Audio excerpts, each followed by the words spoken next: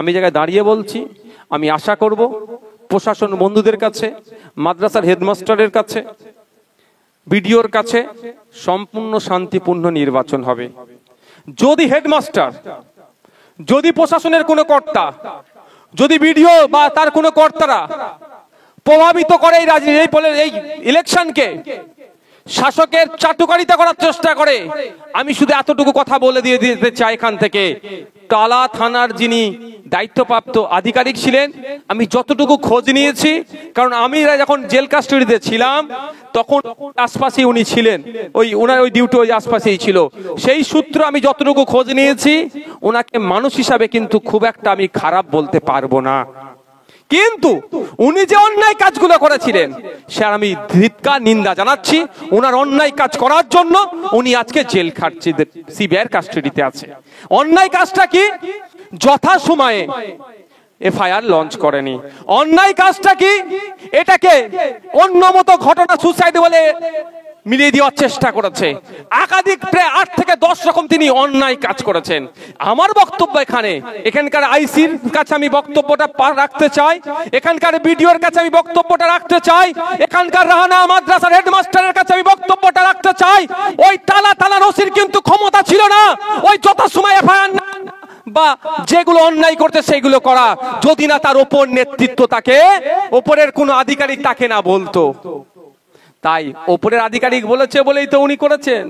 তাই এখানকার আইসি, এখানকার বিডিও, এখানকার হেডমাস্টার যদি মনে করে কোন এমপি এমএলএর কথা শুনে এখানের নির্বাচনটাকে প্রহসনে পরিণত করবেন, একটা কথা বলে যাচ্ছে আপনাদের কাছে, আপনাদের যারা নেতৃত্বরা আছে, যার কথা শুনে আপনারা অন্যায় করবেন বলে এখনো ভাবছেন, তাদেরকে একটু জিজ্ঞাসা করে নিন।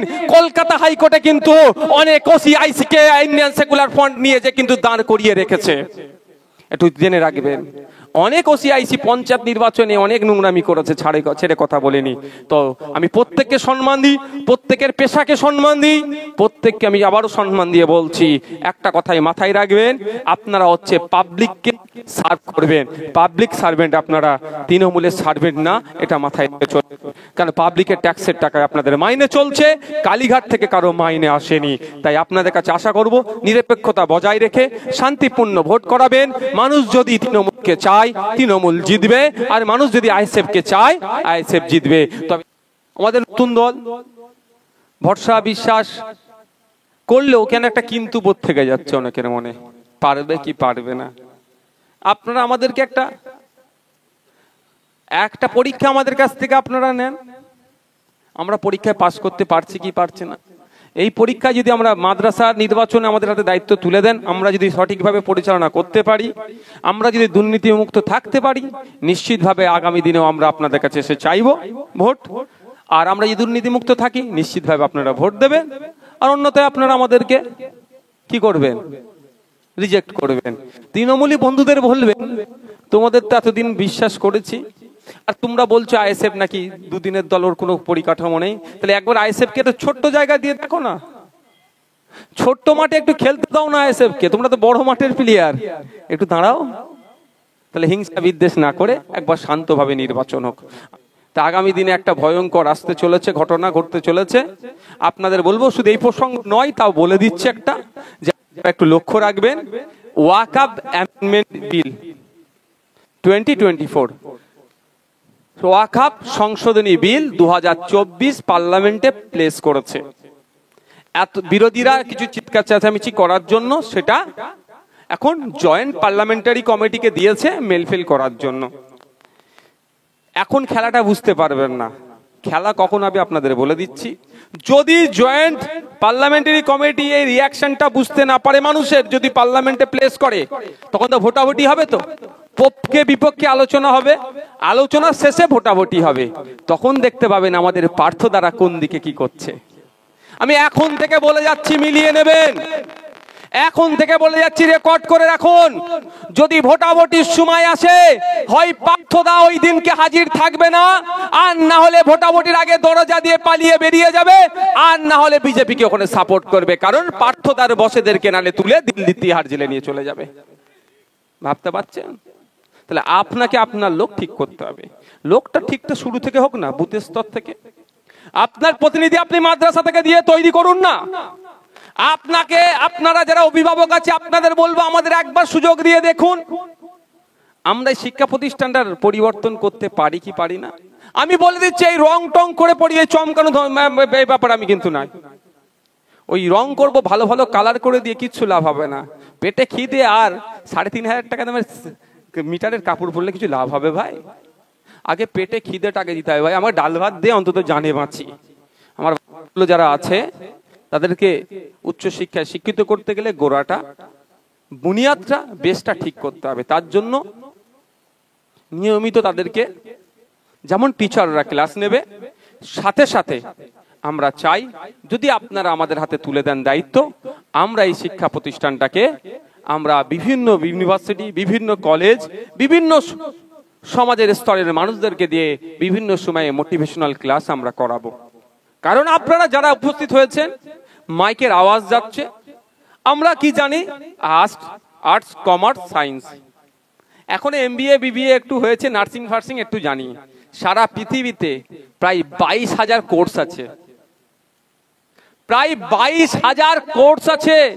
22,000 ভাবে মানুষ ধরনের পড়াশোনার স্কোপ আছে, যেখানে পড়াশোনা করে রুজি রুটিটাকে করে নিতে পারবে। তাহলে আমাদের বাচ্চাদের এগুলো শেখানো হয় না। আমরা খুব বেশি IAS, IPS, UPSC ট্রেনিং দিতে হবে তো, কোচিং দিতে হবে তো, BCS এর কোচিং দিতে হবে তো, অফিসার হবে কি করে, তার পরিকাঠামো তৈরি করতে হবে তো। ন্যাশনাল হাইওয়ের ধারে একটা শিক্ষা প্রতিষ্ঠান, সব এখানে বড় বড় টিচার থেকে শুরু করে তারা এক্সপার্টরা ডাকলেই চলে আসবে। এখানকার ছেলে মেয়েরা পড়াশোনা করবে, একদিকে উচ্চ মাধ্যমিক পাস হবে, ফাজেল পাস হবে, সাথে সাথে ফাজেল পাসের সাথে সাথে আমরা আমাদের ছেলেগুলোকে BCS কোচিং এর জন্য এখান থেকে প্রস্তুতি নেব। উচ্চ মাধ্যমিক পাস করবে, কলেজে যাবে, এখানে BCS এর কোচিং নেবে, কলেজ কমপ্লিট করার সাথে সাথে আমাদের ছেলেরা যাতে BCS পাস করে, তার জন্য আমরা সেই তাদেরকে কোচিং দেবো এখানে। এই পরিকাঠামো তৈরি করবো তো আমরা। আমাদের গার্জেনরা গিয়ে ওই কতজন আজকে এসেছে, মিড ডে মিল 1,500 কাউন্ট হচ্ছে, 200 হয়তো এসেছে, বাকি 1300-র ভাগটা কত পাবো ওটা করতে যাবে না। আপনাদের বলে যাই, যদি ওটা করতে যাই, আপনাদের এখানে দাঁড়িয়ে আমি আপনাদেরকে কাছে প্রতিজ্ঞাবদ্ধ হচ্ছি, যে করতে যাইবে তাকে দেখবেন ISF এর ছায়াতলে সে আর থাকবে না। সে কোথা থাকবে? ISF থেকে মাঠের বাইরে চলে যাবে, আমাদের এরিয়ার মধ্যে থাকবে না। কারণ আমরাও কাজ করতে দেব না।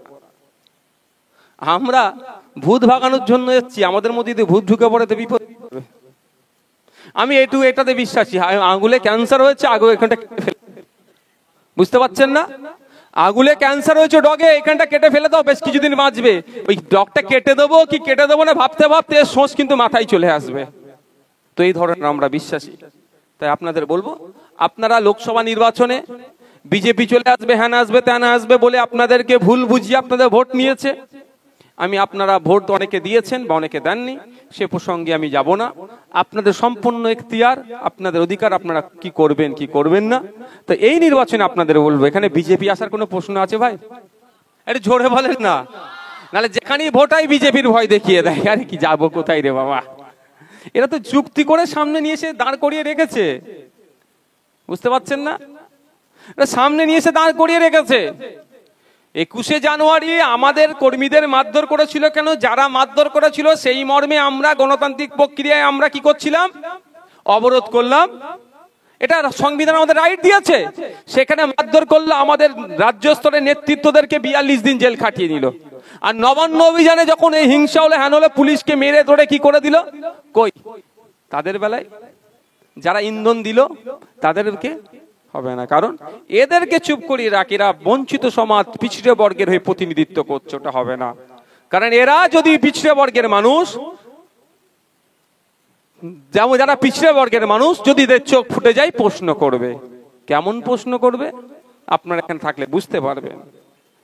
আজকে আমার আগে মনে হয় বক্তব্য আমি যখন আসছিলাম এটা শুনলাম,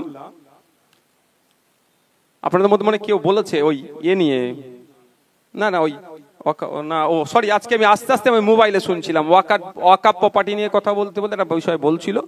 সেখানে যে ওয়াকাফ প্রপার্টি থেকে শুধুমাত্র এই ইমাম সাহেবদের মাইনের জন্য ওয়াকফ করে যায়নি আমাদের পূর্বপুরুষেরা, এই ওয়াকফ প্রপার্টি থেকে ওয়াকফ করে গিয়েছিল, ওয়াকা প্রপার্টি থেকে মহিলাদের বিবাহের সহযোগিতাও দেওয়ার জন্য ওখানে বলা আছে, কিন্তু দুর্ভাগ্যের বিষয় আমাদেরকে জানানো হয় না।